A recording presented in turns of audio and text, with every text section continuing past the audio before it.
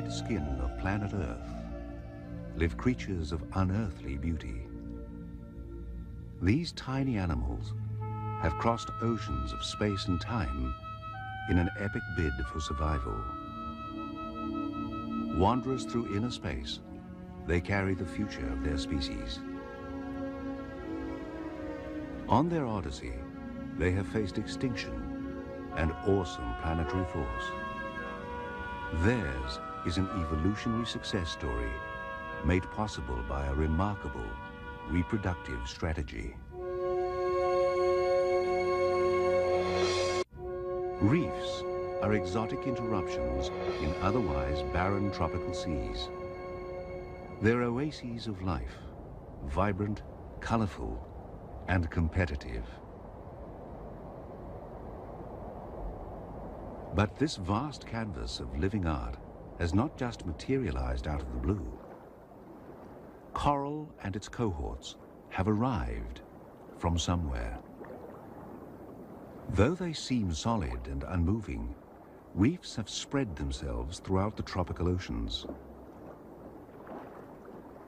How have they overcome their immobility? The answer has its origin in one of life's most fundamental acts: sex.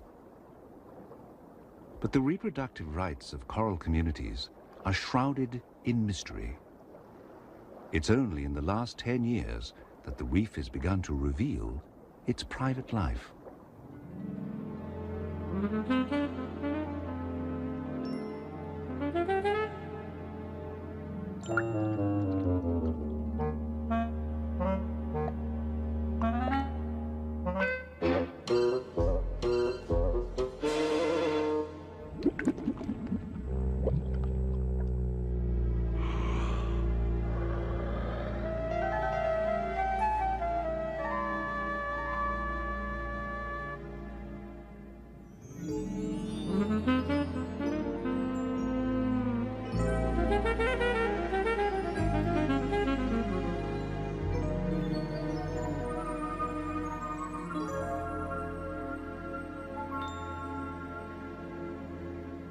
For animals, sex is a fact of life. But for the rocks of the reef, a sex life would seem out of the question. But corals are not rocks. They're colonies of tiny animals. Only the outer surface of these colonies is alive, a living skin populated by polyps. Their structure is simple: a tube with a mouth surrounded by stinging tentacles. These tiny animals, a few millimeters across, build reefs. The beauty of the individual rivals that of the colony as a whole.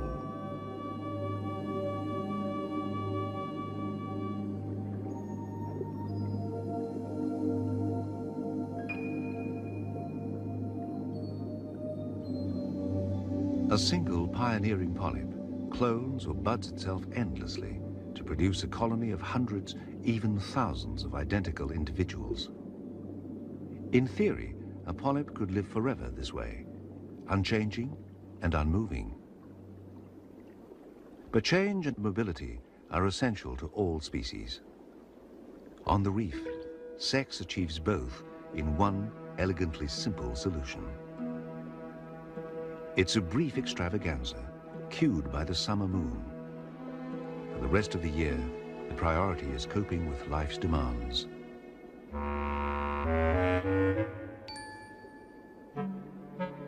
Inside the reef's barrier, garden eels vie for tasty morsels.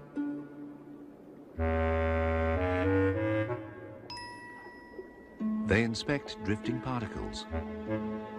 Some are food, some just broken parts of other reef creatures.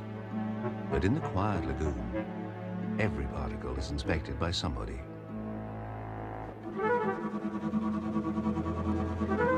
A goatfish snuffles industriously.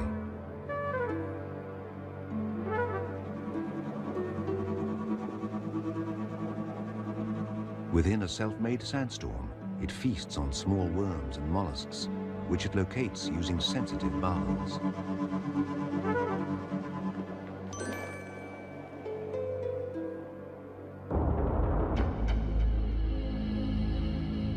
real heavy movers in the sand business are sea cucumbers. The basic design is a long hollow tube that creeps around the lagoon floor. They push sand in one end and out the other.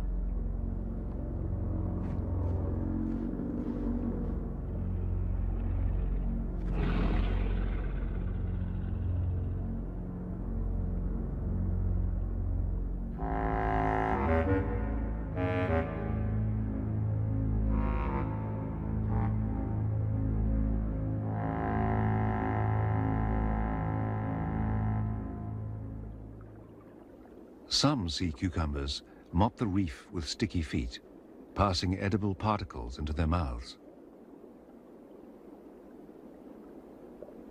Nature constantly tests and refines its designs. The basic theme remains, only the detail varies. With its body completely buried in sand, another sea cucumber unfurls its feathery arms to net drifting debris.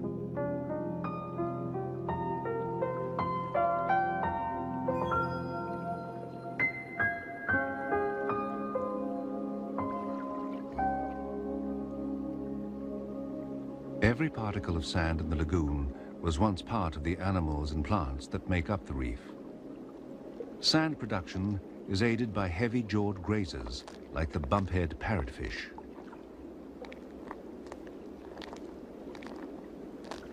Moving in herds like buffalo over the reef, they bite off pieces of coral, crush it to powder, and leave clouds of new sand in their wake.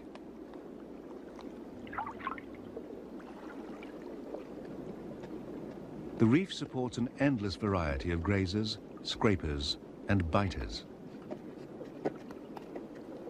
Many seem to bite a dead reef, but are actually cropping back a fuzz of algae that grows by day. The wastes of these schools of fishes act as fertilizer to the plants they crop. The waters surrounding the reef are poor in nutrients, so recycling of its limited resources is essential. It begins with the invisible haze of life called plankton. It continually showers the reef. Just as plankton gather nutrients from the ocean, fish like the spiny chromis gather plankton, so nutrients from the ocean are imported into the reef's economy.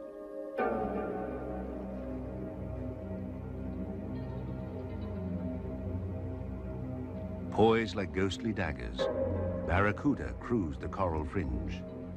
They are after more than planktonic prey. These larger predators are drawn to the rich life of the reef.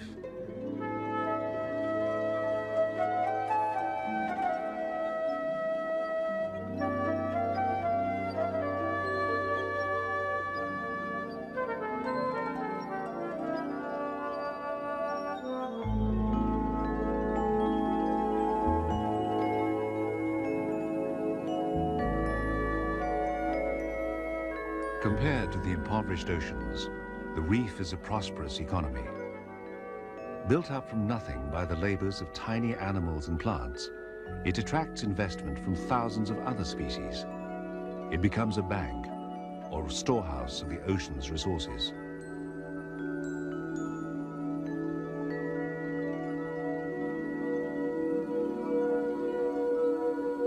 But some creatures are a storehouse in themselves. A sleek manta ray wings its way through the late afternoon. It owes its huge bulk and wingspan of 5 meters to the millions of minute plankton it sieves from tropical waters.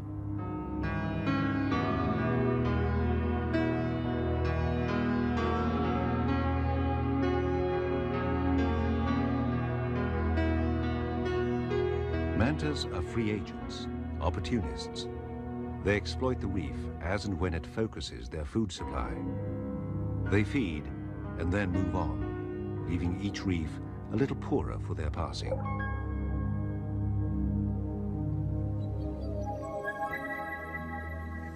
The blubber jelly voyages at the whim of wind and tide, feeding on plankton as it drifts.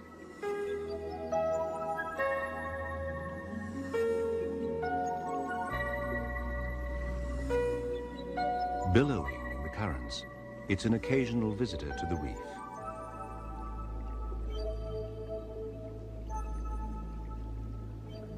Like all jellyfish, it's a free-living relative of the unmoving corals on the reef below. Building on the skeletons of others, hard corals extract calcium from seawater. Tiny polyps toil in limestone to craft their biological works of art.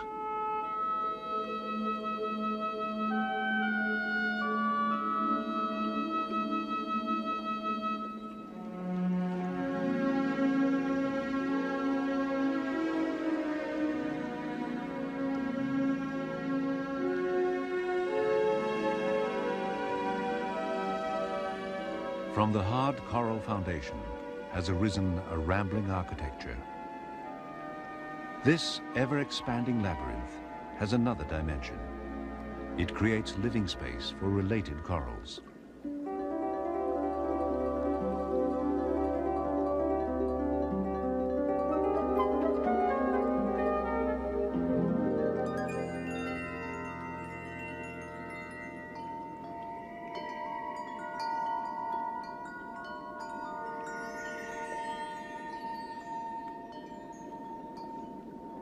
Bold against blue, lace-like gorgonians strain against the current.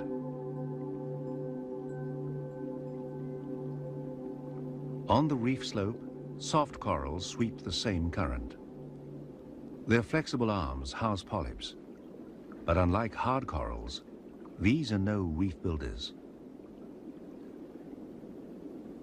Lacking a solid skeleton, they draw support from tiny limestone spines within their tissues. When the soft coral dies, it disappears, leaving no lasting monument.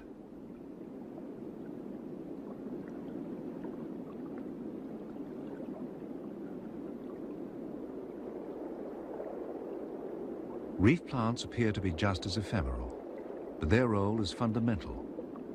All capture energy from sunlight. Some also contribute to the reef structure. The brittle green Halimeda is mainly limestone. It constantly sheds gritty flakes into the lagoon. The stony skin of pink coralline algae glues the limestone blocks of the reef together. Filamentous algae seems little more than a green fur on rocks, but it's the pasture of the reef and essential to all the reef's grazers. But the ties that bind algae and the reef together go deeper. Like algae, hard corals also require sunlight to grow. This is a clue to an intimate relationship that literally fuels the reef. Corals are twin-engined. They're animals that have harnessed the power of plants to build the vast and elaborate limestone structures we call the reef. How have they done it? Somewhere in their evolutionary past, corals struck a deal with microscopic single-celled algae called zooxanthellae. The algae sheltered inside the polyp tissue, producing sugars from sunlight and recycling coral waste products. This partnership became a most powerful evolutionary achievement. Between them, they built reefs. It's not until the sun sets that coral's second animal engine is revealed.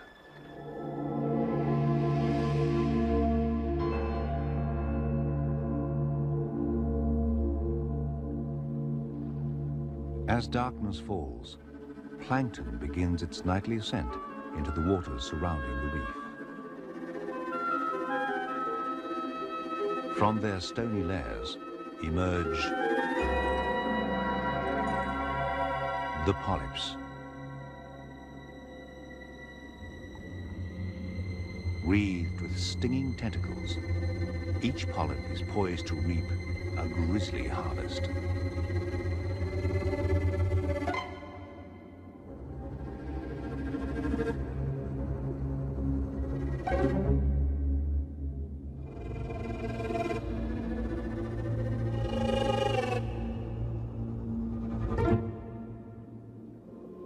Other members of the night shift emerge to feed.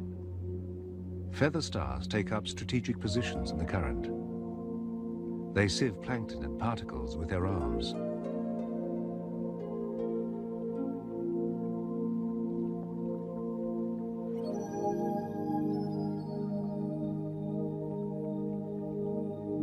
Slender prey, a formation of razorfish, expertly mimic the harp coral that hides their knife-like bodies.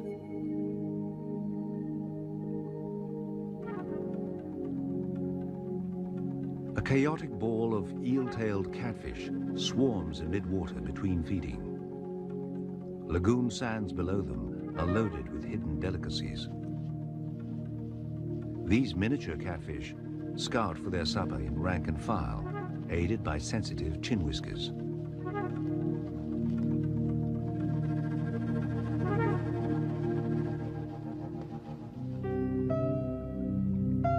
Lagoon sediments provide dainty pickings for the feather-mouthed sea cucumber.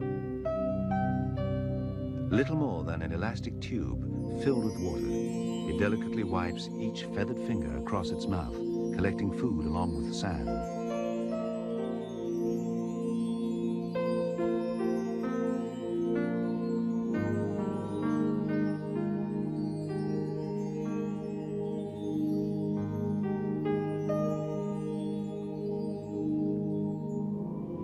More robust sea cucumbers have rubbery bodies that make them unpalatable to predators. They continue their slow work of shunting sediment day and night and have no need to hide. Unlike the sophisticates of the night shift.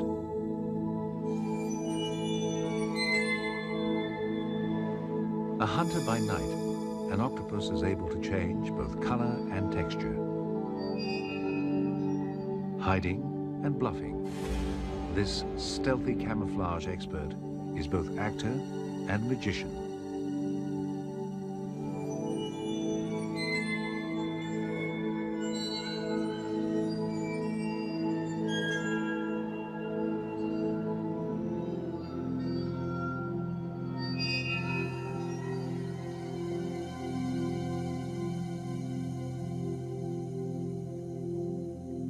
Its relative, the cuttlefish, shares the octopus' talent for lightning color change.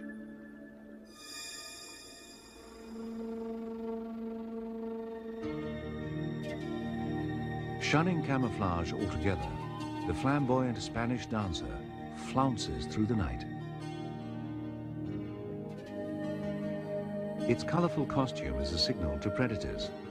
Like other nudibranchs or sea slugs, the Spanish dancer looks much better than it tastes.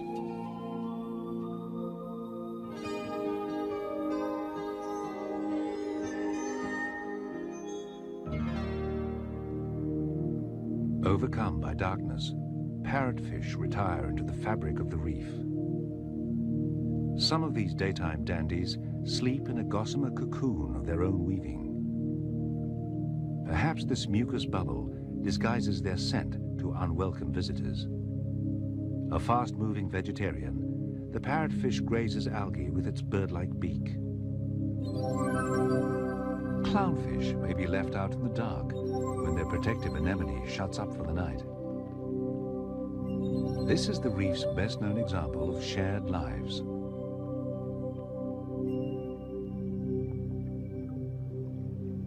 The reef is a multi-layered organization, and its inhabitants have perfected the art of living on and in each other. Liaisons are everywhere, but some may be hard to find. An ornamented anemone harbors color-coordinated shrimp. Competition for the reef's limited resources is tough. When citizens live together, there are winners and losers. The blood-sucking fish louse has a one-way relationship with its suffering host.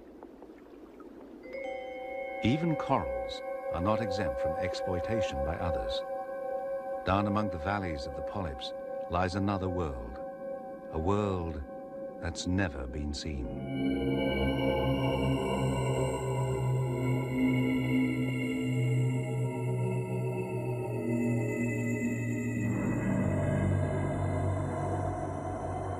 Among the heaving tissues of the polyp live flatworms the size of a pinhead. Living on the thin veneer of the coral's mucus, these tiny lodgers appear to do no harm, gliding like magic carpets in a world of altered reality.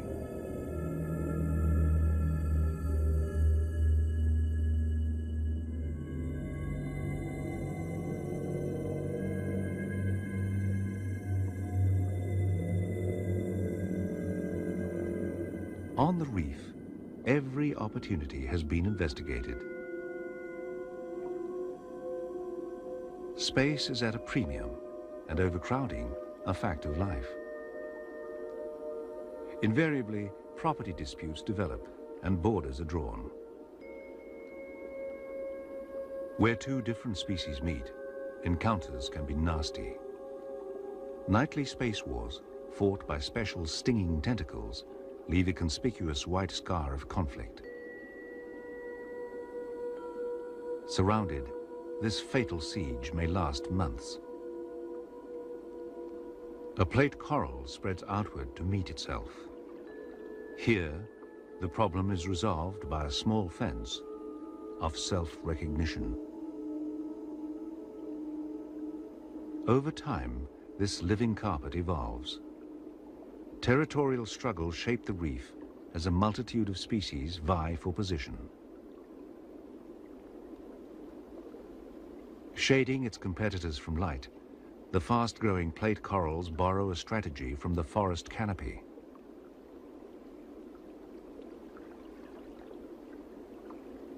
Other inhabitants can neither outgrow nor outsting their competitors. For sponges, chemical warfare is the way. Their tissues are loaded with toxins, a kind of natural anti-fouling that preserves their space. Just as space invaders are part of life, so too are space makers.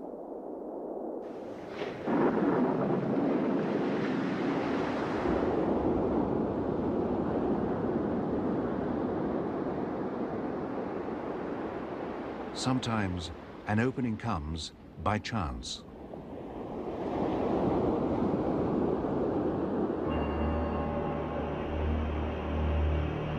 Storms and ocean swells damage the reef, tearing long-lived corals from their foundations.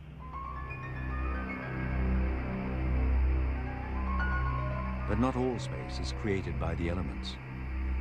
The crown-of-thorns starfish, a coral predator, opens up new territory with each meal.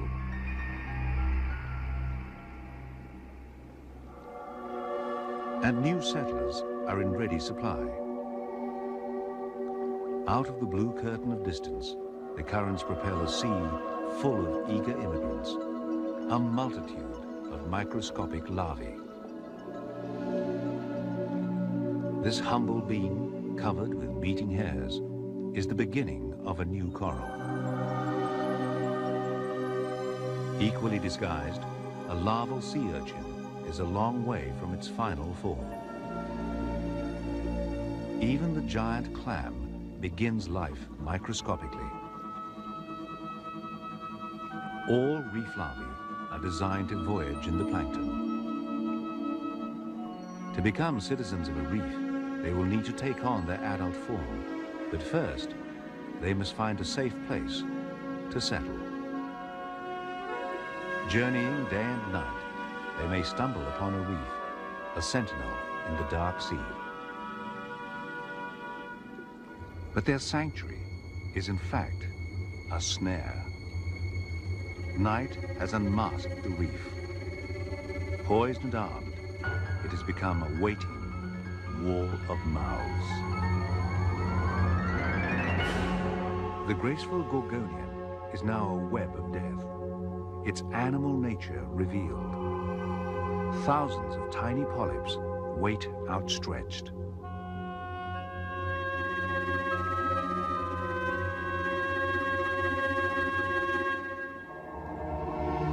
A feather star sways in the gathering storm. A million mouths wait in silence for the microscopic voyagers to blunder their way into outstretched arms.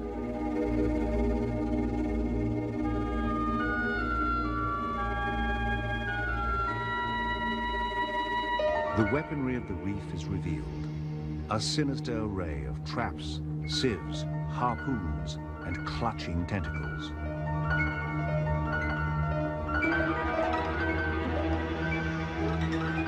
The methods may vary, but the final sentence will always be the same. And night after night, this random microscopic rain falls.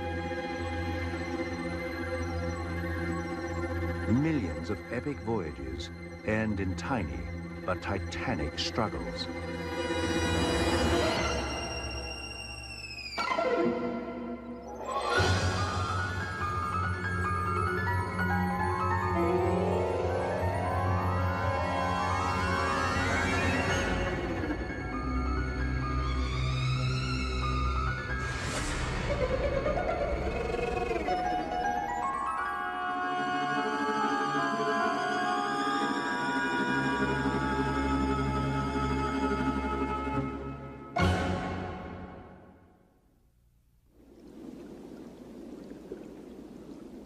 Despite huge losses, some larvae survive their perilous voyage and settle.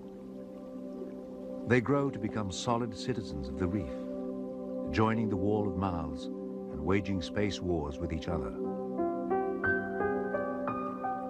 This endless lottery of settlement and survival weaves a visual tapestry of species, color, pattern, and form.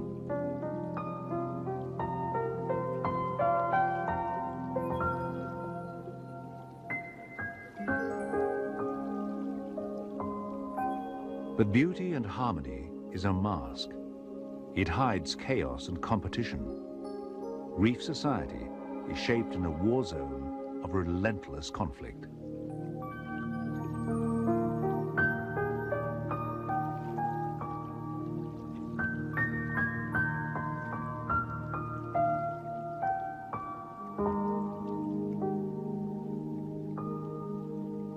The reef thrives in adversity, prospering despite its internal struggles. But reefs have also endured struggles of planetary dimension over enormous geological time. Through the millennia, continents drift, climates change, sea levels rise and fall. As the world moves around them, coral reefs remain, as always, immobile. They seem at the mercy of geology, yet today's reefs have somehow survived 240 million years of global upheaval. Coral reefs rim continental shelves and cap volcanic seamounts throughout tropical oceans.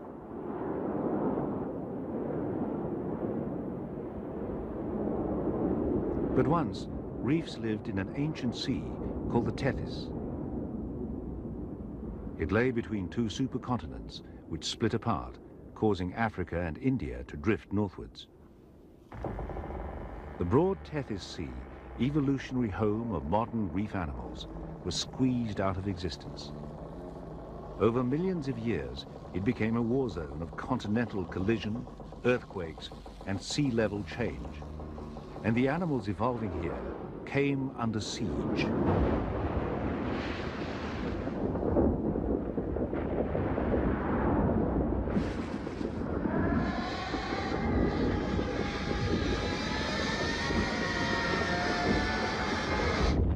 Amidst these shunting continents, reef life had two choices: extinction or escape. Today's reefs are built by immobile creatures that somehow dispersed and evolved from their ancestral communities in the Tethys. But to escape the ravages of geology, they had to play an evolutionary ace. This ace not only allowed them to move, but to change. It was sex. And every summer, the age-old ritual unfolds. Shoals of tiny fry appear, with their parents, the spiny chromis. Their behavior is unusual among reef fish. They guard their growing offspring. A female cuttlefish holds an egg daintily in her tentacles. She chooses a nest with great care and places the fertile egg securely within.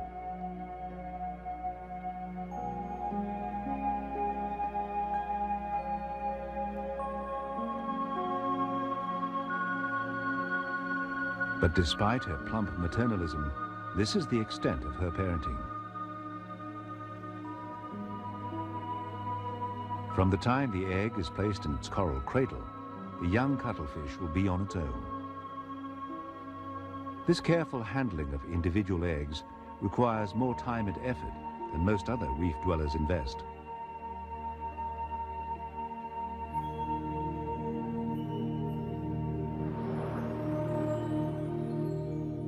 The giant clam makes no attempt to nurture its young.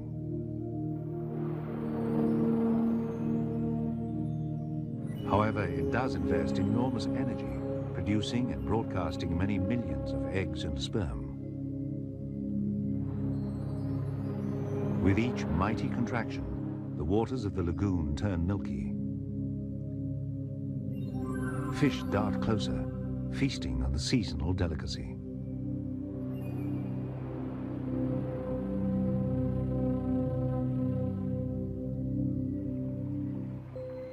Other, perhaps more prudent species will wait for dusk before they begin to spawn.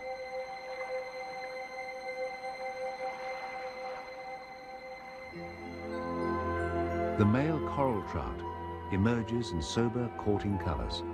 With his tail flagged black, he patrols his territory.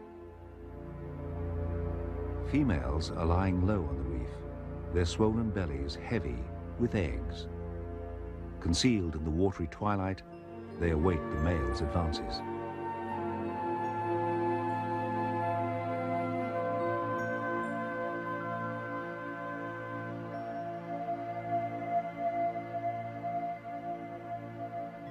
His elaborate dance is designed to tempt a female from her retreat. Reluctantly, she leaves the reef's protection, encouraged by the ardent male. The climax of their courting ritual is a spawning rush, a split second when eggs and sperm are released near the surface, leaving the future to chance once again. As summer waters warm, other biological clocks are ticking. The reef below begins to stir. Cued by the full moon in November, countless coral polyps bulge. They are ripe with packets of egg and sperm that have taken months to prepare. Their time has come.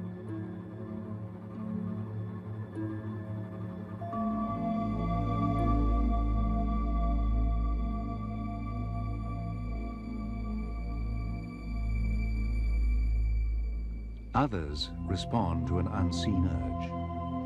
Crown-of-thorns starfish begin their slow creep to high points on the reef.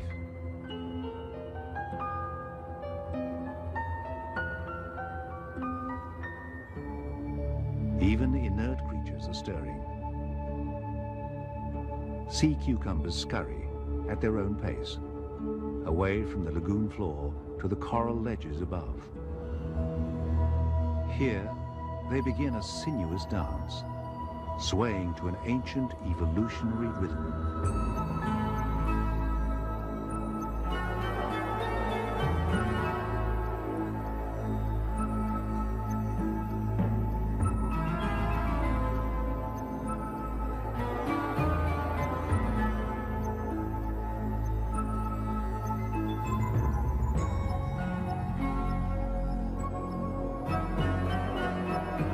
Even the fragile feathermouth rises to the occasion.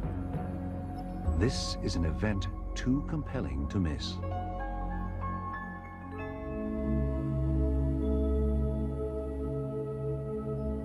From within the bulging polyp comes an answering movement.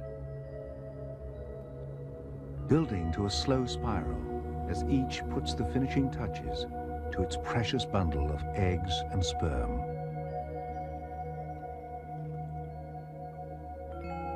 This living jewel is the coral's passport to mobility.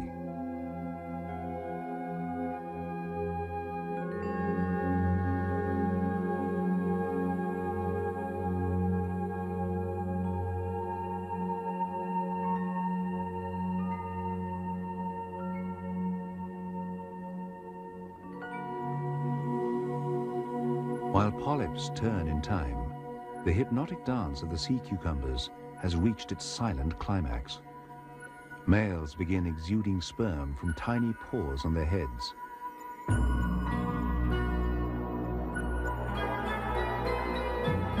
They rear and sway to scatter their sperm throughout the lagoon, perhaps to meet the eggs released by females.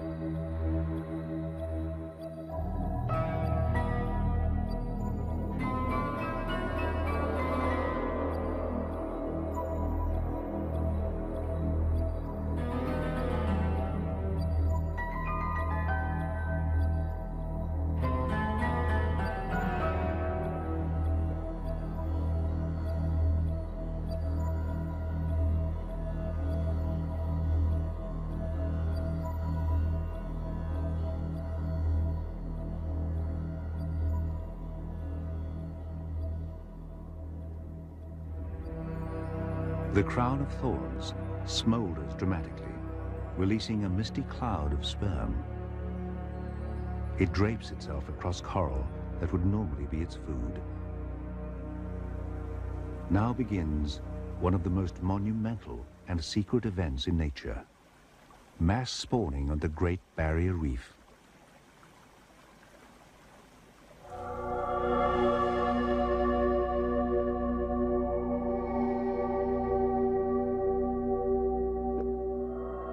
In unison, polyps pucker and propel their fragile spheres into space. Locked in limestone, they cannot move to mate. Instead, they reach out to each other with tiny voyaging probes.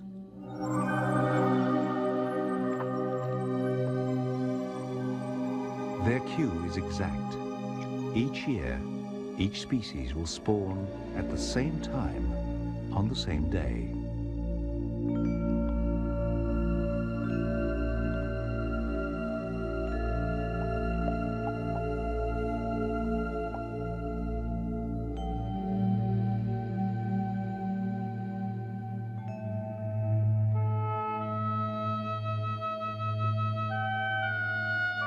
We are privileged to be spectators as the reef stages this unearthly performance.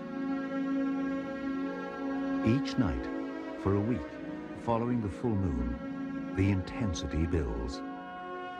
New species adding to the growing curtain of new life.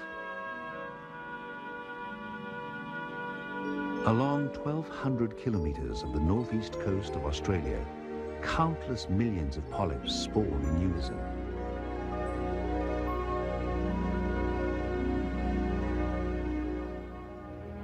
Some corals are hermaphrodites, while others have separate colonies of females and males.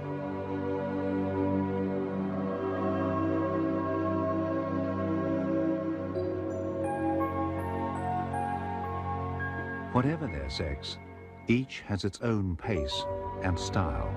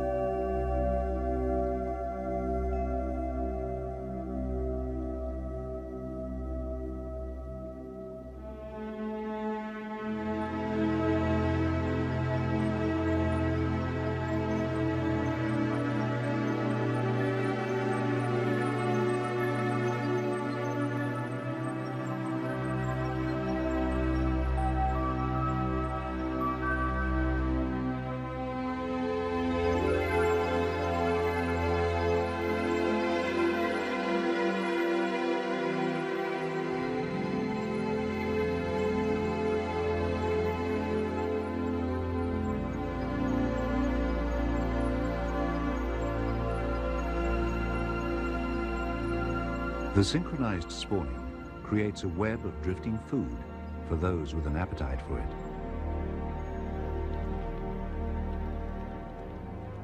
A hermit crab picks off eggs as they emerge. But predators take only a fraction of the coral's output. Most passes unhindered into the sea. And still, the outpouring continues. For these few nights of the year, space wars seem insignificant. Adversaries are united by powerful ancient forces. The reef acts like a single organism, intent on securing its future.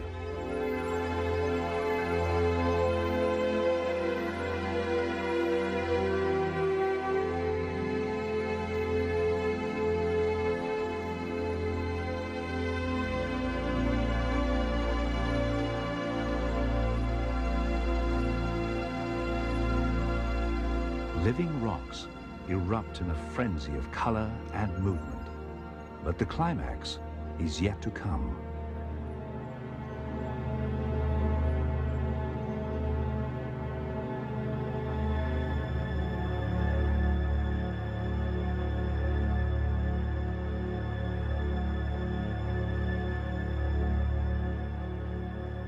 Six nights after the full moon, silent and unheralded, there is a kaleidoscopic finale. The giant plate corals, each with hundreds of thousands of polyps, explode into ascending galaxies of pink and white.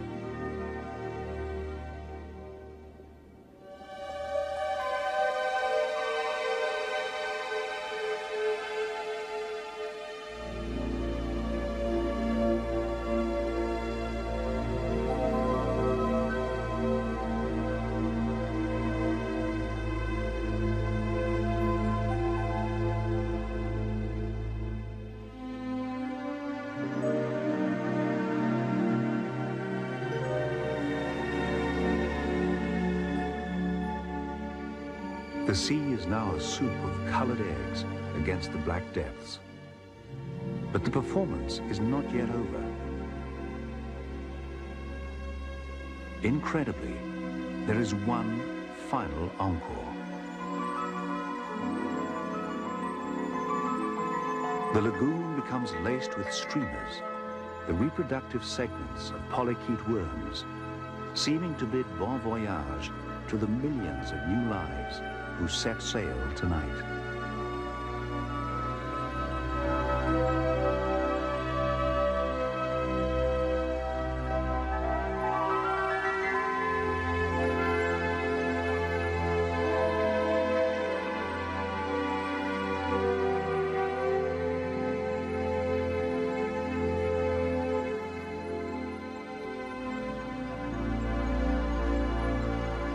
As the frenzy of release subsides, the tide plays its part in the completion of the night's magic. The moon stills the restless sea as egg and sperm bundles rise to the surface. Somehow, in this vast and chaotic scramble, the right egg and right sperm will meet, fertilize, and develop.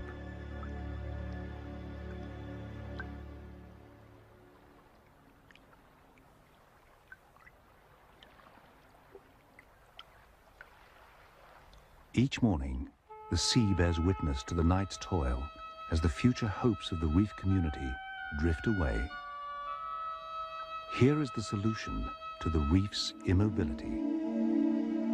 From this floating slick, the tiny developing larvae begin their odyssey.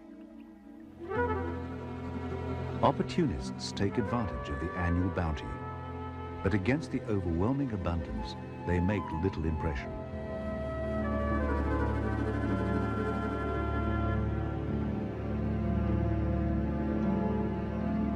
However, in the vast ocean, this ribbon of new life will remain vulnerable. As plankton blooms around the spawning raft, more opportunists gather. Larvae may end their journey on the stinging tentacles of a jellyfish, or engulfed by the ballooning jaws of marauding manta rays.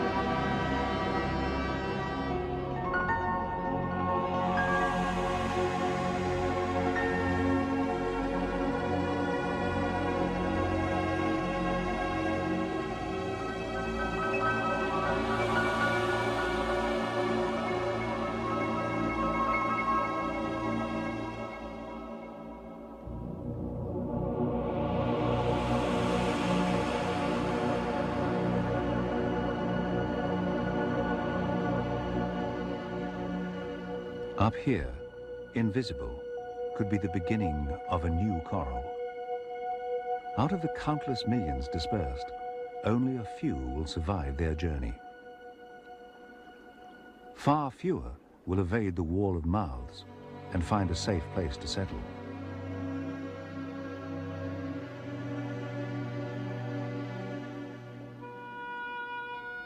But despite incredible odds, the survival of just one coral larva is enough.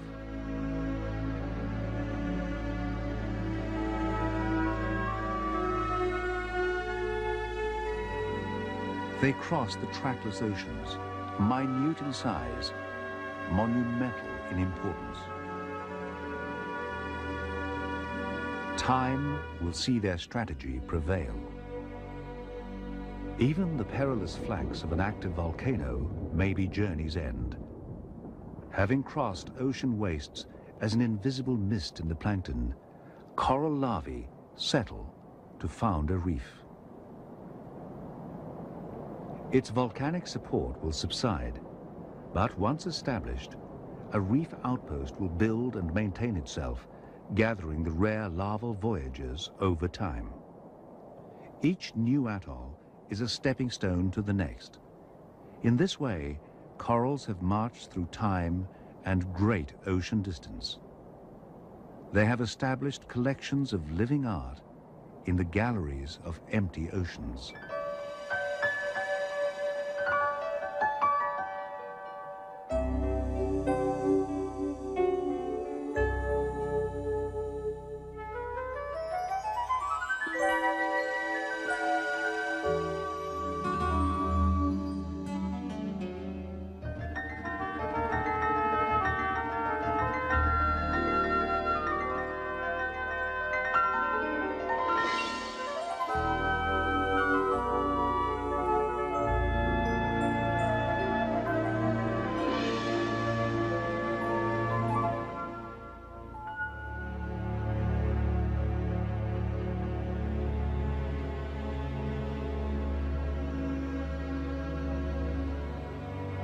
Reefs are portrayed as fragile ecosystems with a delicate beauty. And yet, they're robust enough to have survived millions of years of fierce competition and planetary upheaval.